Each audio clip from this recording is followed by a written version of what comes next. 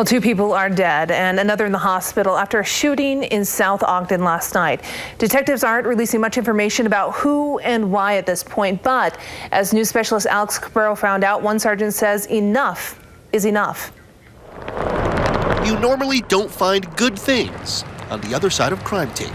The victims' names at this point are not going to be released. Friday night at about 8, South Ogden police were called to this house off Ogden Avenue for a shooting. Turns out there was more than one victim. Upon arrival, the officers discovered 2 males that were found to be apparent victims of homicide. Sergeant Will DeHart says a third person was taken to the hospital. One neighbor who didn't want to be interviewed on camera says he thought the 2 killed were good men and was surprised to hear about the shooting. Police say they're still investigating why this happened.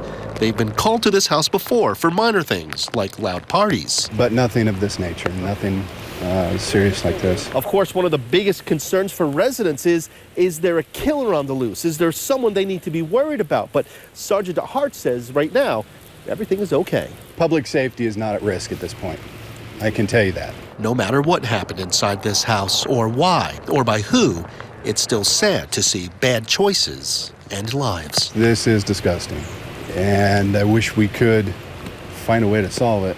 I mean, the whole problem, not just this particular case, but the whole thing in society. It's just a mess. In South Ogden, Alex Cabrero, KSL 5 News. Detectives in South Ogden are asking for our help tonight as they investigate last Friday's double homicide. And now new surveillance video was just released that shows 3 people peering into windows just before the shooting. News specialist Ladd Egan is live in South Ogden tonight with this developing story. Ladd, where did this video come from?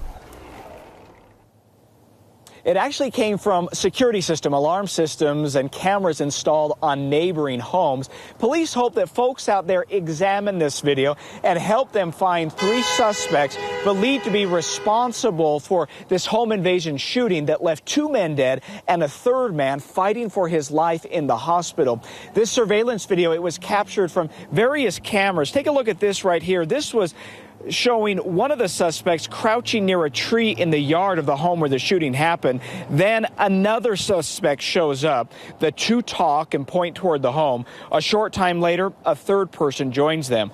The police chief says all 3 suspects appear to be wearing masks, including one that looks like he's wearing a paintball mask. Police say this home is not involved in gang activity, but that marijuana and alcohol use occurred there. They urge anyone to come forward with information, saying they will ignore less serious crimes. If you're an underage alcohol drinker and you drink alcohol with these folks in that home, I don't agree with that, but that's not the focus here. We have people who've been murdered, and that's where our focus is going to remain. So if you have information, please come forward and talk to us. The shooting happened around 8 p.m. Friday at this home at 3636 South Ogden Avenue.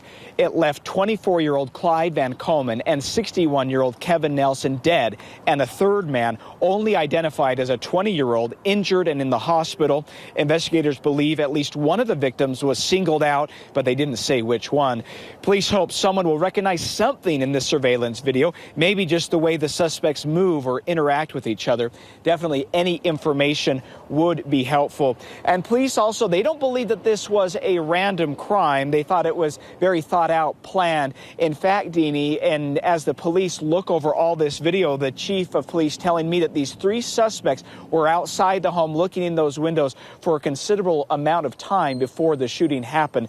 Definitely a scary situation. Hopefully this video gives detectives, the break in the case they've been looking for. Yeah, that surveillance video could turn out to be great evidence. Let's hope so, Ladd. Thanks. A new cold case task force in Weber County will look for some help from the public in paying for some high-tech resources. News specialist Mike Anderson explains how their status as a nonprofit here is playing a key role to investigating unsolved murders. Mike? Yeah, Mike, well, basically, they're going to be asking the public for help because, these cutting-edge resources can cost a lot of money. For example, right now, they're getting the help of the FBI's Regional Digital Forensic Laboratory in a way that they believe can help solve an 8-year-old case. Cases can go unsolved for years, even decades. It was December 9th. 2016 in South Ogden. That doesn't mean they're forgotten. They're wearing dark clothing, squatted down, looking down, they're wearing masks and hoods. Steve Haney, an investigator with the Weber County Attorney's Office, talks about the double murder of Kevin Nelson and Cyle Vankomen inside this South Ogden home along Ogden Avenue. Most likely, these guys had been there before. Detectives with the Weber County Metro Cold Case Task Force are now looking through thousands of hours of video from an outdated DVR going back 3 months. It's extensive. All to catch another glimpse of the three suspects. Technology is growing by leaps and bounds. Haney says they'll need help from the public. They'll lean heavily on what's called MVAC, which takes particles through a filter to grab DNA that's likely never been looked at. It can cost thousands of dollars to put these newer technologies to work on old cases. It's advancing every day, every year. And there are 15 detectives from agencies all over the county on this task force. And they will eventually have information online on how you can donate and help. But for now, you can reach out to the Weber County Attorney's Office. Back to you. Yeah, hopefully all of this is helpful for them in cracking some of these cases. Mike, great story. Thank you.